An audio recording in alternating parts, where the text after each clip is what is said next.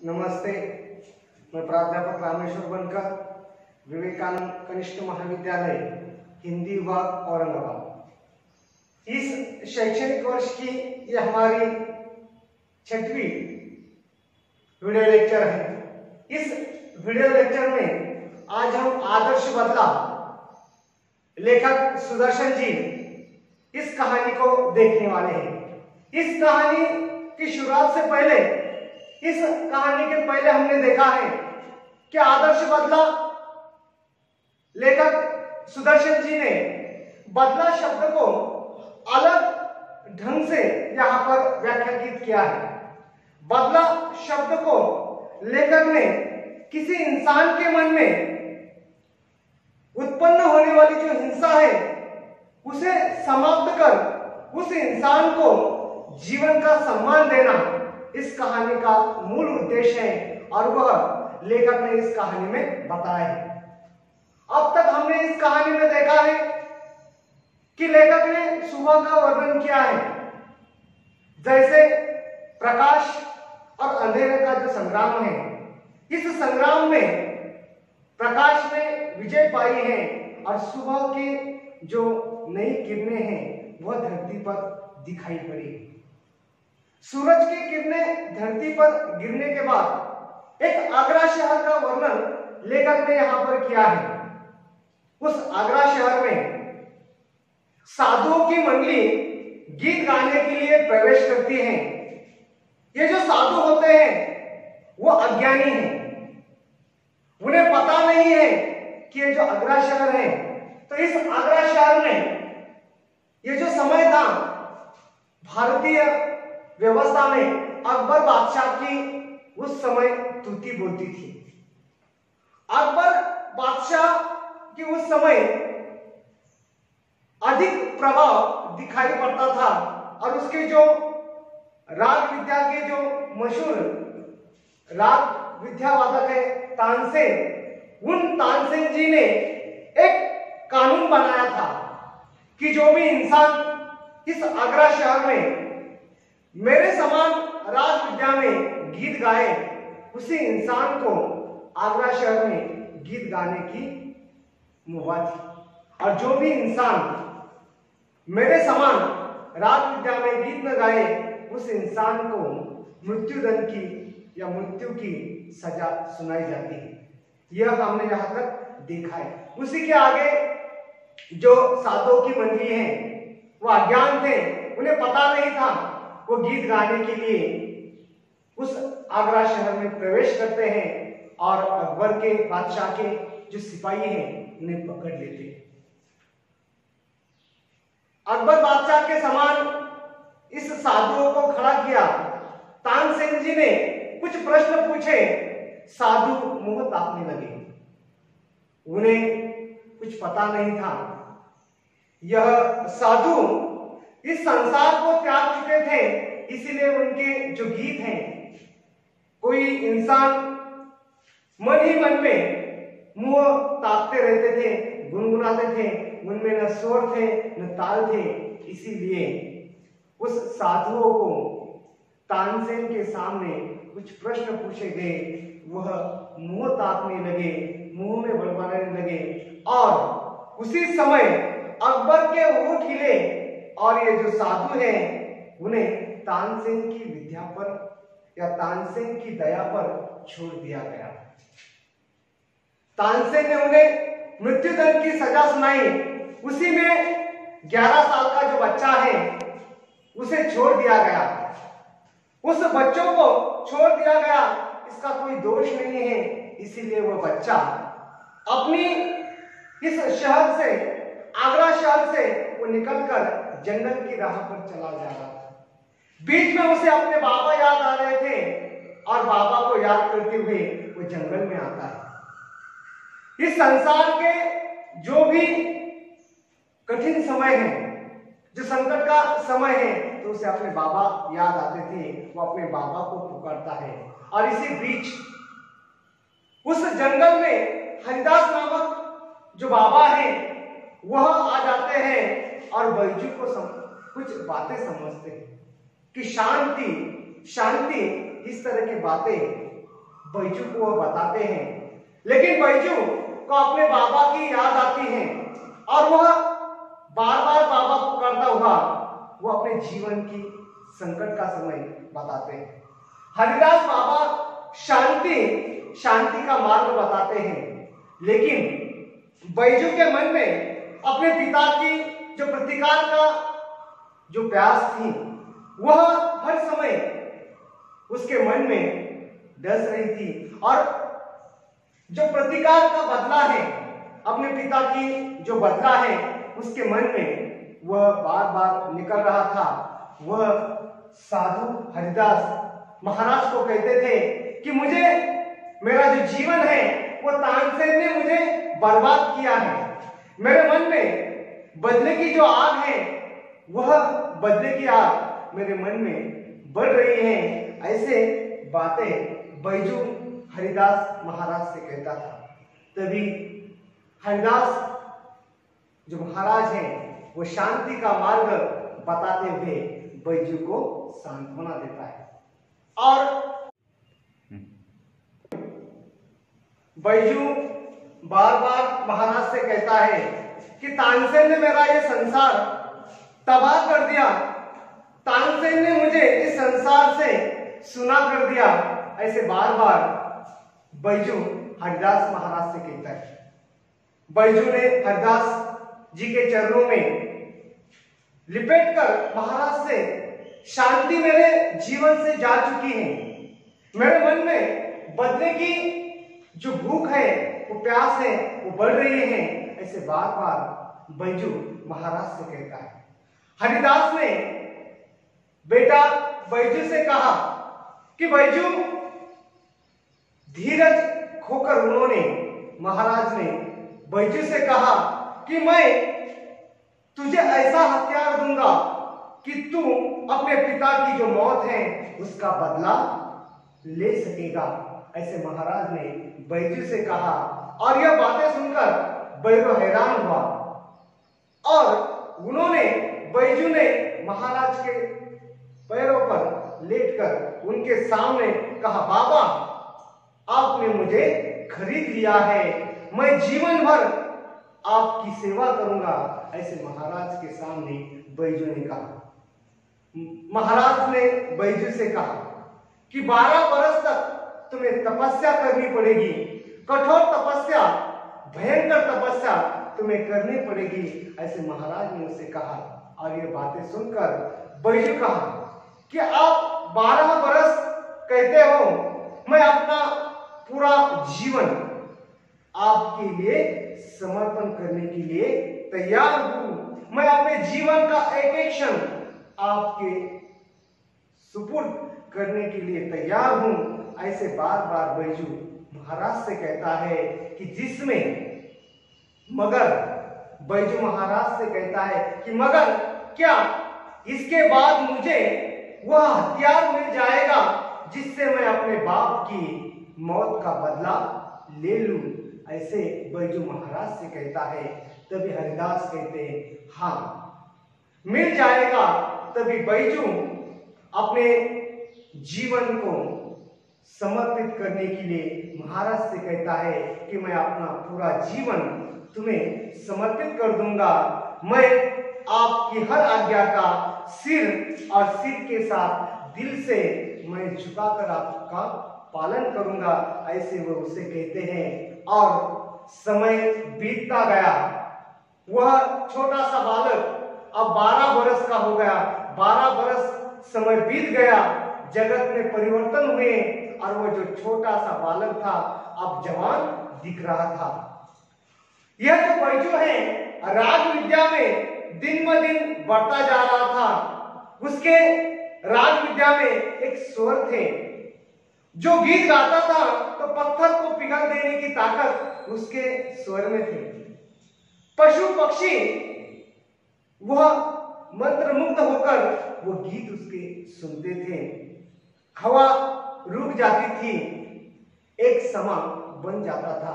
ऐसे उसके राग विद्या में वह तरबेज हुआ, और एक दिन महाराज ने उसे प्रश्न पूछा कि बेटा, मेरे पास जो कुछ विद्या थी मैंने तुम्हें दे दिया, अब मेरे पास कुछ नहीं है। तभी बैजू ने आज्ञा की कि महाराज, आपने जो कुछ दिया है, आपने कुछ जो ज्ञान दिया है, उसका उपकार मैं जन्म भर नहीं पूरा कर सकता हूं, ऐसे उनसे कहा। तभी हरिदास ने एक प्रतिज्ञा लेने के लिए बैजू से कहा कि तुम्हें एक प्रतिज्ञा करनी है कि यह जो राग विद्या मैंने तुम्हें दी है, इस राग विद्या का किसी को हानि न पहुंचे, ऐसी तुम्हें प्रतिज्ञा करनी होगी। ऐसे महाराज ने उसे कह दिया और ये बातें बताई।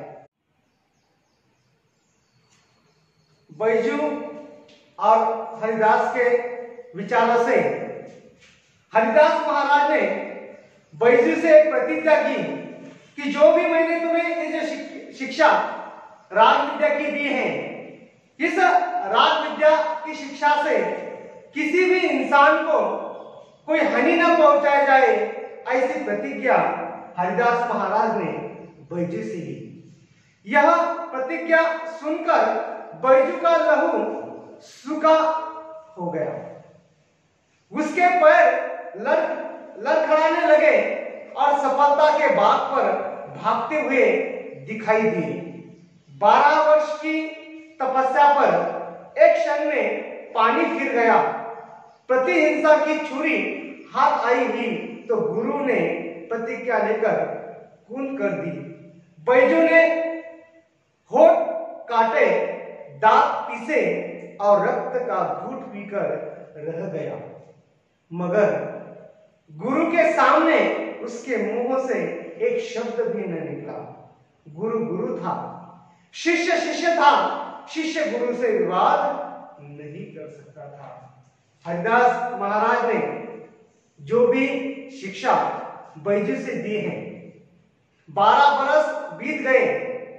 बैजू ने अपने तन मन से हरिदास महाराज से राग विद्या की जो ज्ञान प्राप्त किया है, उससे उसके जो गीत हैं, उसके स्वर हैं, जैसे कोई पत्थर पिघल सकते हैं। पशु पक्षी उस गीत को सुनकर मंत्र मुक्त हो जाते हैं। ऐसा गीत, ऐसे स्वर हमारे बैजू ने प्राप्त किए हैं। और जाते जाते समय हरिदास महाराज ने बैजू से कहा कि ये जो राग विद्या मैंने तुम्हें सीख ली है, यह राग विद्या की जो हानि है, किसी भी इंसान को नहीं पहुंचानी चाहिए। ऐसी प्रतिज्ञा महाराज जो हरिदास हैं, उन्होंने बैजू से ली। और यह सब सुनकर बैजू का जो लहू है वो सूख गया, क्योंकि वह अपने पिता का बदला लेना चाहता था, लेकिन गुरु के सामने कुछ बोल न सका।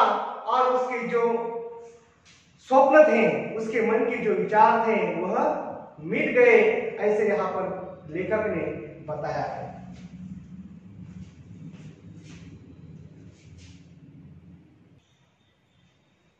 समय बीतता गया। कुछ दिन बाद एक सुंदर नवयुवक साधु आगरे के बाजारों में गीत गाता हुआ जा रहा था। लोगों ने समझा इसकी भी मौत आ गई है। वे उठे कि उस नगर की रीत की सूचना दे दें, मगर निकट पहुंचने से पहले ही मुग्ध होकर अपने आप वह भूल गए और किसी को साहस न हुआ कि उससे कुछ कह दे। दम के दम में यह समाचार नगर में जंगल की उस आग के समान फैल गया कि एक साधु रागी आया है और वह बाजारों में गीत गा रहा है। सिपाहियों ने हथकड़ियां सौंपती हुई, संभालती हुई उस साधु को पकड़ने के लिए वो दौड़ पड़े, परंतु पास आना था कि रंग पलट गया और ऐसी जादू हो गई कि मोहिनी थी कि मुग्ध होकर सब वही खड़े रह गए। सिपाहियों को न अपनी कर्तव्य की, न बादशाह की और न बादशाह की हुक्म की वह परवाह न कर सके। वे आश्चर्य से उसके मुंह की ओर देख रहे और सब उसके तरफ देख रहे थे जहां सरस्वती का वास था और जहां से संगीत की मधुर ध्वनि एक धारा सी बह रही थी। साधु मस्त था, सुनने वाले भी मस्त दिखाई दे रहे थे। जमीन आसमान मस्त, सब तरफ से गाते गाते गीत साधु धीरे धीरे शहर के हर गलियों से चलता हुआ जा रहा था। श्रोताओं का समूह साधु के नजदीक आता दिखाई दे रहा था। धीरे धीरे सब साधुओं के नजदीक आ रहे थे। ऐसा मालूम होता है कि जैसे एक समुद्र है और जिस समुद्र में नवयुवक साधु आवाजों की जंजीरों से खींच रहा था और अपने तरफ संकेत करते हुए सब लोगों को साथ मिलाता हुआ अपने तरफ आने की जो प्रेरणा है वो साधु दे रहा था। ऐसा माहौल वहां पर तैयार था। साधु गीत ऐसा गा रहा था कि जैसे सब लोग उसके पास आकर्षित हो रहे थे, उससे प्रेरणा ले रहे थे। मुग्ध समुदाय चलता गया, चलता गया, चलता गया। पता नहीं किधर को वह सब जा रहे थे, पता नहीं कितनी देर हुई। एकाएक गाना बंद हो गया, जादू का प्रभाव टूट गया। लोगों ने देखा कि वे तानसेन के महल के सामने खड़े हैं। उन्होंने दुख और पश्चाताप से हाथ मले और सोचने लगे। उन्होंने यह देखा कि हम कहां आ गए हैं। साधु अज्ञान में ही मौत का द्वार पर आ पहुंचा है, ऐसे वहां पर मालूम हुआ। भोली भाली चिड़िया अपने आप अजगर के मुंह से आ फंसी थी और अजगर के दिल में जरा भी दया न थी। सब लोग सोचने लगे कि हम तानसेन के महल के सामने हैं। यहां पर हम जिस तरह से भोली भाली चिड़िया अजगर के मुंह में चली जाती है, उसी समान ये जो साधु है तानसेन के महल के सामने आ पहुंचा है। उन्हें पता नहीं था उस साधु को, साधु अज्ञान था, इसलिए मौत के द्वार पर आ खड़ा है, ऐसे लोगों को लग रहा था। तानसेन के महल के सामने सब लोग खड़े हुए, गीत समाप्त हुआ। तानसेन बाहर निकला, वहां लोगों को देखकर हैरान हुआ। फिर सब कुछ समझकर नवयुवक से बोला, तो शायद आपके सिर पर मौत सवार है। नवयुवक साधु मुस्कुराया, जी हां, मैं आपके साथ गान विद्या पर चर्चा करना चाहता हूं। तानसेन ने बेपरवाही से उत्तर दिया, अच्छा, मगर आप नियम जानते हैं ना? नियम कड़ा है और मेरे दिल में दया नहीं है। मेरी आंखों दूसरों की मौत देखने के लिए हर समय तैयार है। नवयुवक, और मेरे दिल में जीवन का मोह नहीं है, ऐसे नवयुवक साधु ने तानसेन से कहा। मैं मरने के लिए हर समय तैयार हूं, ऐसे साधु ने तानसेन से कहा। इसी समय सिपाहियों को अपनी हथकड़ियां का ध्यान आया। झंकारते हुए सिपाही आगे बढ़े। उन्होंने नवयुवक साधु के हाथ में हथकड़ियां पहना दी। देशभक्ति का प्रभाव टूट गया। श्रद्धा के भाव पकड़ जाने के भय से उड़ गए और लोग इधर उधर भागने लगे। सिपाहियों के कोर बरसते हुए लोगों के तितर बितर भाग जाने से नवयुवक खड़ा हुआ। नवयुवक साधु के दरबार की ओर ले चले गए। दरबार की ओर से शर्तें सुनी गई और उस साधु को अकबर बादशाह के सामने पेश किया गया और बादशाह ने फरमान दिया कि कल प्रातःकाल नगर के बाहर वन में तुम दोनों का गान युद्ध होगा। अकबर बादशाह ने तानसेन और बैजू जो छोटा सा साधु है उन दोनों को बता दिया कि तुम्हारा कल गान युद्ध होगा। अगर तुम हार गए तो तुम्हें मर की या मौत की जो सजा है उन्हें सुना दी जाएगी। तानसेन को पूर्ण अधिकार होगा। अगर तुम उसे हरा दिया गए या हर दिया गए तो उसका जीवन तुम्हारे हाथ में होगा। महाराज ने तय किया कि अगर तानसेन हर जाते हैं तो ये जो साधु है इस पर उसकी मौत की जो दया है वो दी जाएगी। ऐसे दोनों का युद्ध प्रातःकाल किया जाएगा, ऐसे अकबर बादशाह ने कह दिया। नौजवान साधु ने शर्त मंजूर की और दरबार में आज्ञा दी कि कल प्रातःकाल तक सिपाहियों की रक्षा में इस नौजवान साधु को देखा जाएगा। आगे की कहानी हम कल के लेक्चर में देखेंगे।